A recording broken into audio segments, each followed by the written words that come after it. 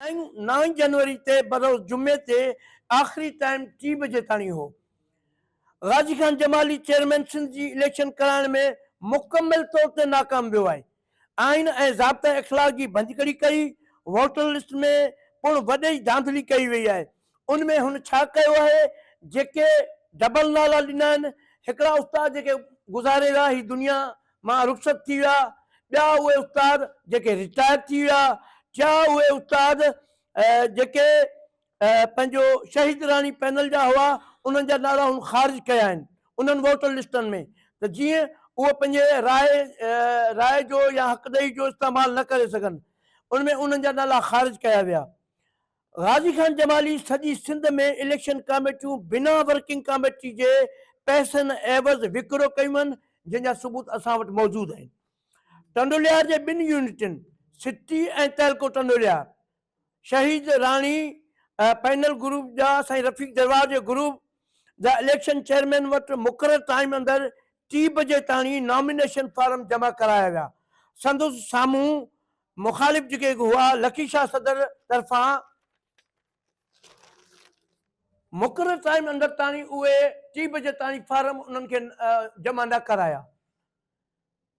तहलके city ऐं chairman साहिबान फार्मनि जी चङी तरह छंछाण बैदि खेनि दुरुस्त करार ॾेई खेनि बिना मुक़ाबले कामयाबी जो नोटिफिकेशन ॾिनो, पर मर्कज़ी चेयरमैन 21 ॾींहंनि गुज़रण बैदि उन्हनि 2 सिटी ऐं तहलके जो चेयरमैन साहिबान जो नोटिफिकेशन रद्द करे उते इलेक्शन जो ऐलान कयो आहे। असां अहिड़े अमल जी सख़्तु मज़म्मत करियूं था। असां सॼी सिंध जे उस्तादनि खे, पेटेलिफ जे ॿियनि दोस्तनि खे, सॼी सिंध जी इलेक्शन कमेटी में जेके दोस्त मुक़ररु थियल आहिनि उन्हनि खे रिक्वेस्ट था कयूं त असां सिटी खे ऐं तहलके टंडोलियार खे जेके बिना मुक़ाबले कामयाब आहिनि उन्हनि खे इंसाफ़ ॾिनो वञे त वॾी महिरबानी थींदी। संदुनि सिंध में अहिड़े करप्ट चेयरमैन माण्हुनि पेटेलिफ तंज़ीम सॼी तबाह करे छॾी आहे।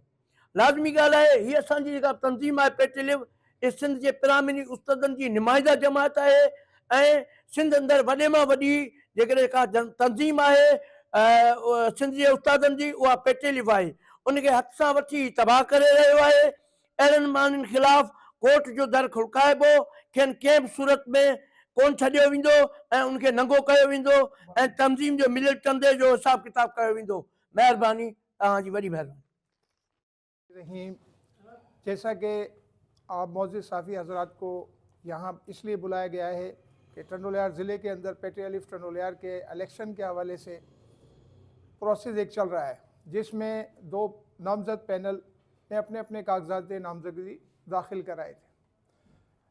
सरवर भाई ने बहुत सारी चीज़ें आपको क्लियर की है, लेकिन मेरा सिर्फ़ और सिर्फ जो सवाल है वो सिर्फ चेयरमैन गाजी खान जमाली साहब से है कि जब आपने इलेक्शन शेड्यूल का ऐलान कर दिया और 6 तारीख से इलेक्शन शेड्यूल और वोटर लिस्टें देनी थी, तो फिर वो 8 तारीख की रात की तारीख में क्यों दी गई? यानी धांधली की इब्तदा यहीं से की गई। लेकिन फिर भी हमने उसे नज़रअंदाज करते हुए हमने फार्म वसूल किए। 9 तारीख को आखिरी दिन रखा, 3 बजे जुम्मे का दिन था।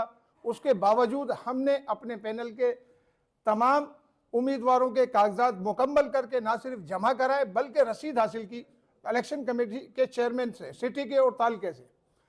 3:20 तक वहाँ पर कोई दूसरा पैनल के उम्मीदवारों ने कागजात नामजदगी दाखिल नहीं कराए और ना ही कोई वहाँ कागज़ लेकर आया।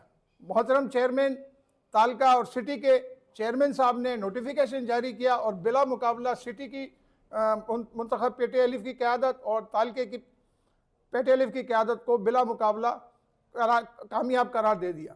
अब गाजी खान जमाली साहब ने न जाने क्यों कितना पैसा लिया है, कहाँ से लिया है, किस दबाव में ये काम कर रहे हैं, यानी उन सारे प्रोसेस को ख़त्म करके अपनी मनमानी, अपनी सवाबदीदी इख्तियारात का इस्तेमाल करके पेटेलिफ की तंजीम को ना सिर्फ ख़त्म करने पे तुले हुए बल्कि इस पूरे इलेक्शन को मुतनाज़ा बनाकर वो न जाने क्या साबित करना चाहते हैं।